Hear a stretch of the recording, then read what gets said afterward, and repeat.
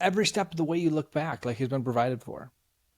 And I just think in our own journey, we all know our struggles, we all know our vices, we all know where we need to be, we all know our journey, and yet do we really trust God will genuinely provide, genuinely at a core of our being, that Hmm. joyful disposition of a Christian? I am so far from it. I'm not even like an 8 out of 10 or a 6 out of 10. I'm like a 2 out of 10, like 2 of Who is it believing that's that. ranking you at, Matthew? Me. There you go. But it's so true. God's got to be looking down. Like, I mean, I've had priests tell me multiple times, you need to work on your like self-sufficiency when I talk to them in the confessional and get kind of vulnerable and stuff. They sense it. Like I've always depend on myself.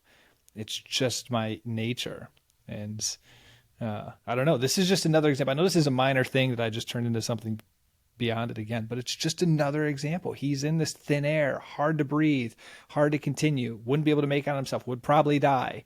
There's a Sorn, there's oxygen. He's going to get through this. If you're doing God's will, it will work out. That doesn't mean it'll work out the way you think it will work out, and death could actually end up being the end goal of all of it. But like it will work out as the good Lord expects. Well, and in the lectionary recently, we've been reading about the children of Israel. And it's like they get out of Israel and they're like, oh, you brought us here to kill us. And it's like, yeah, I'm going to open the waters. Oh, you brought us here to starve us to death. Here's some manna. Oh, we're so Yes. thirsty. What's going to happen now? Here's some water. Oh, Story of my man, we want a life. barbecue. Okay, get a barbecue. Right? And I think in some ways it's the same with us. How long will it take before we realize that God will supply all of our needs according to His riches and glory, right? And And what if we although, never realize it? well, you Not might to not. No, that kind of dependency, and Lewis says that dependency, trust, our trust in God has to start all over every day, Hmm. and begin once again, and so here's ransom, and we're starting to go, hey, dude, God's going to provide for you, and it's still kind of up in the air. So, Do you know the one thing I do trust? I hmm, haven't trust the surrender yet to God's will, but I trust that I do desire to get to that state. In my obstinance will be hmm, overcome by Him. It just will be 10 times more painful.